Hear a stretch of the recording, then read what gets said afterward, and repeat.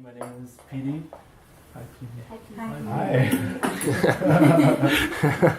And I'm going to be giving a short talk on a little bit on a somewhat misunderstood verse, perhaps, of the Bhagavad Gita. This is the Bhagavad Gita for those of you that don't know.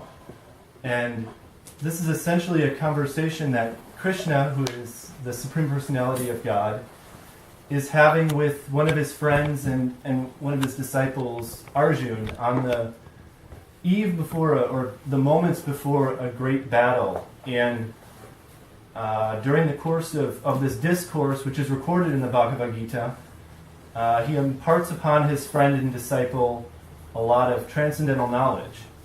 And so I'd like to read from chapter 3, text 33. And it's customary in this tradition to first offer our obeisances to Krishna, to ask for his mercy before we read from his sacred books, namely this book, the Bhagavad Gita, and also the Srimad Bhagavatam. So those of you that would like to join in, please repeat.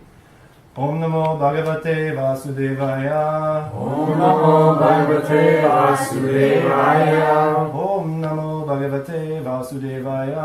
Om Namo Bhagavate Vasudevaya. Om Namo Bhagavate Vasudevaya. Om Namo Bhagavate Vasudevaya. Srimad Bhagavad Gita, Chapter 3, Text 33, translation and purport by His Divine Grace A.C. Bhaktivedanta Swami Prabhupada. Even a man of knowledge acts according to his own nature, for everyone follows the nature he has acquired from the three modes. What can repression accomplish? Purport.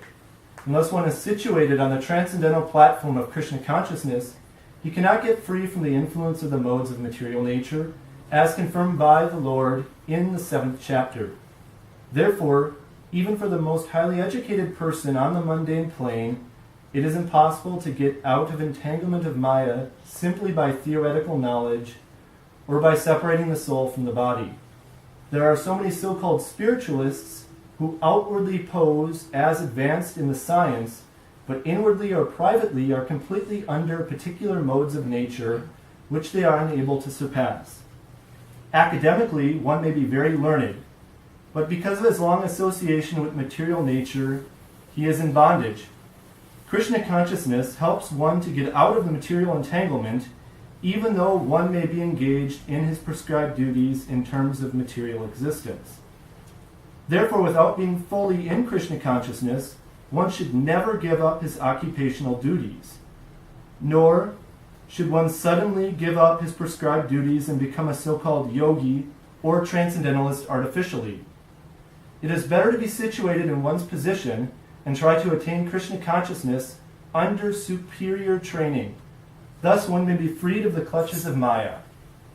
So the key thing here is, what can repression accomplish? So I'd kind of like to talk about that because there's a few things in the Krishna consciousness movement that are maybe misunderstood and maybe get a bad rap as being repressive. And the big thing that we first encounter in the movement are the four regulative principles. Namely, that is refraining from eating meat, refraining from gambling, refraining from intoxicants, and refraining from illicit sex. And at the beginning, these seem like activities that would be ripe for repression. I mean, if I want to eat meat and I'm not eating meat, I'm repressing that feeling, so what good can really come of that? So the key is to try to lessen that repression, and how do we do that? Well, one way to do that, right, and the most obvious way is just do whatever you feel like doing. You can stop repression if you give in to all of your desires. But we know that there's consequences to that, right? So if we're walking through the parking lot and we see a nice Corvette, and the keys are the ignition, and we say, you know what? I'd like a Corvette. I'm just going to take it. So we hop in the Corvette, we turn it on, and we run to Mexico. We're going to get caught. We're going to get thrown in prison.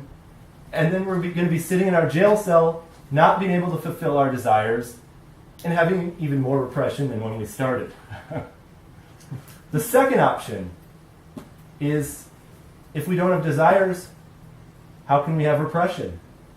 So then the question we have to ask ourselves is, what is the true purpose of desire? What is desire after all? And desire can be very bad, but in its most agnostic level, desire is simply the wantingness to perform some action, right? Desire is what causes us to get out of bed. Desire is what causes us to maintain our physical bodies, to eat.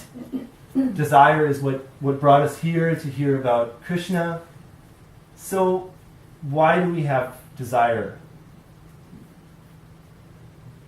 Well, desire is intertwined with free will.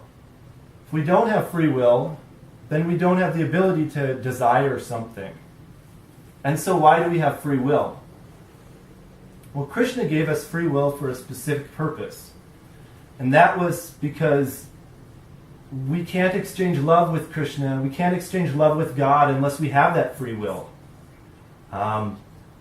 You can't put a gun to someone's head and say, love me, right? You can't coerce someone into loving you. You can't pay them to love you. They can only love you if they have the desire to love you. So therefore, desire is very necessary and intrinsic to our experience as spirit souls. So then the third option, and the option I'd like to explore a little bit with everyone, is the option of how can we desire something higher? How can we change our desires from being on the material platform to being on a more spiritual platform? And that's where Bhakti Yoga comes in. So we say the purpose of Bhakti Yoga is to develop pure love of God and pure service to God. And with that, we have these wonderful tools.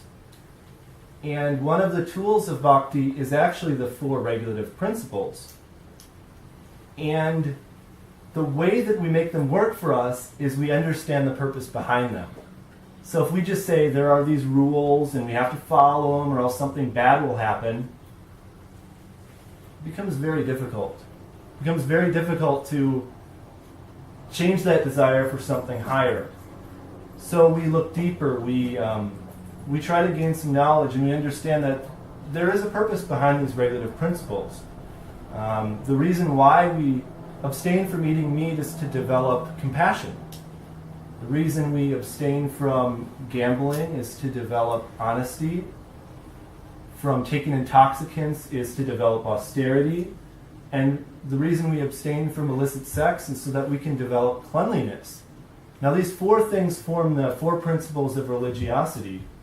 And they're necessary for reaching God consciousness. And so an example of this might be, say that we're going to a barbecue at our friend Jimmy's house.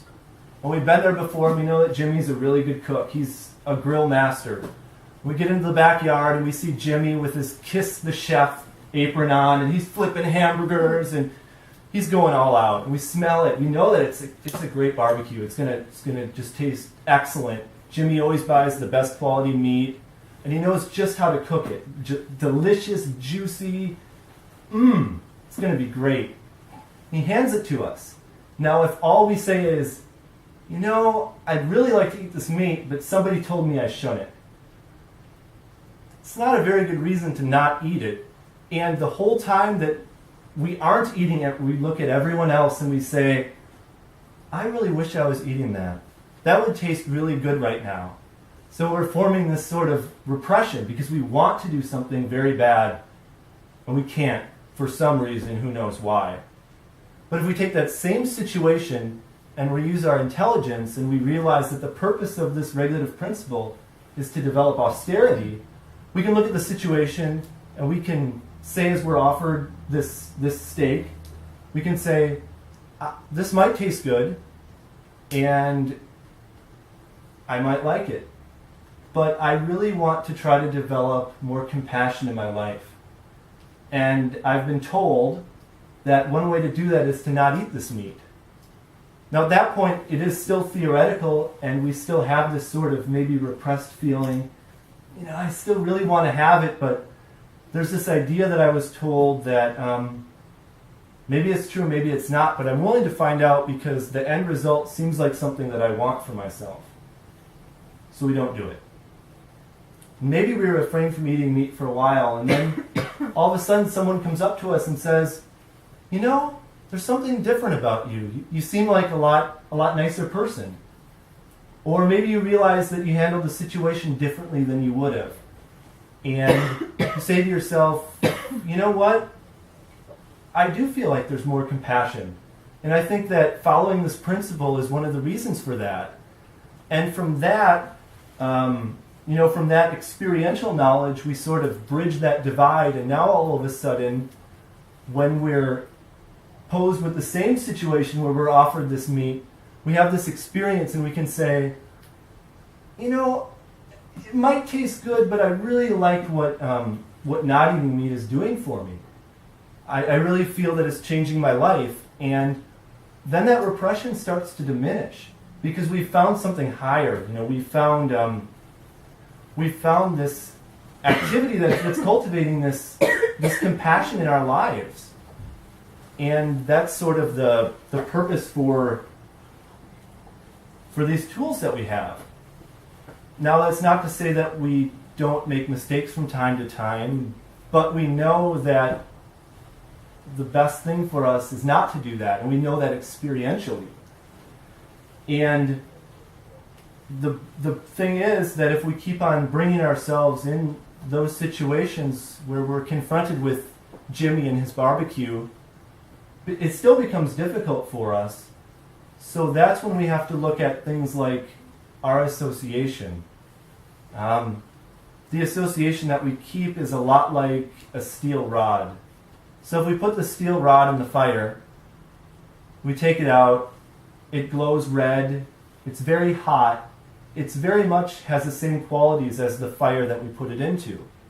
And if we take that same steel rod and now we place it into ice, we pull it out, and the rod is very much like the ice. It's much more brittle, it's very cold. And in the same way, so is our association. So if we associate with people that are striving towards a spiritual life, we can find encouragement, we can find solace, we can find companionship. And if we associate with people that are on the material plane of life, we constantly do have these temptations. And it makes it more difficult for us. There's enough temptations in life already, but we can choose who we spend our free time with. And that's the reason for Krishna consciousness, and that's one of the reasons for the Krishna Cove that Bhakta Aaron has spent so much time developing and worked so hard to keep going. It's so that all of us can be here together. We can, whether we've been in Krishna consciousness for 30 years, or 30 days, or 30 minutes, we all have temptations in our life, but we also have a lot of things that we can offer each other. We can all offer each other support. We can all offer each other companionship. We can all offer each other all of these wonderful things that keep us on the spiritual path and that motivate us to dig even further into it. And so in a little while here, we're going to be taking some prasadam that was very graciously prepared for us and that Krishna has so mercifully accepted. And as we're doing that, I'd like to encourage everyone to introduce themselves to somebody that you don't know. Maybe exchange a phone number, an email, or just say hello so that we can all know that we're in this together. And in that way we can grow in our love of God. Does anyone have any questions?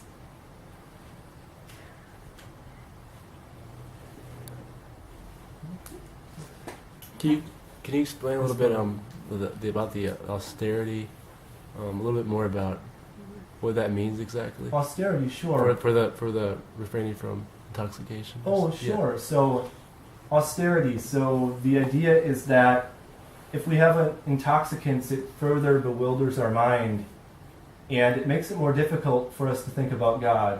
I mean, we've all experienced intoxicants, and we know that sometimes we do things that we wouldn't normally do when we weren't doing the intoxicants, let alone try to strive for something that we've never done before, and that's, reaching this love of God.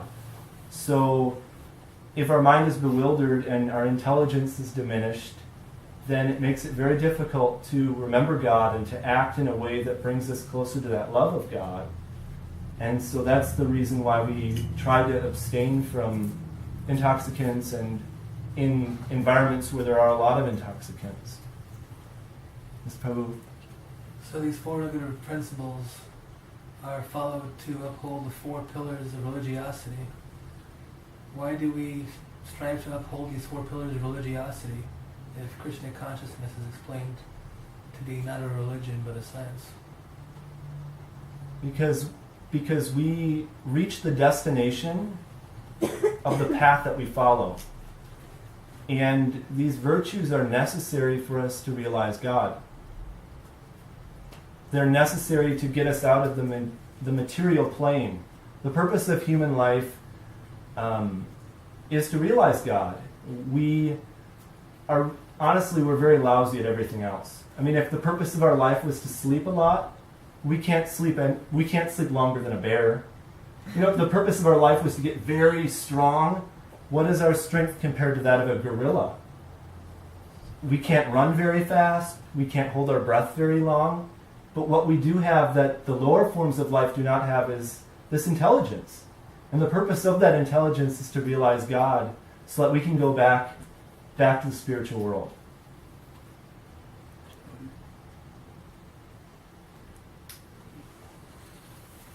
Thank you, Hare Krishna. Hare Krishna.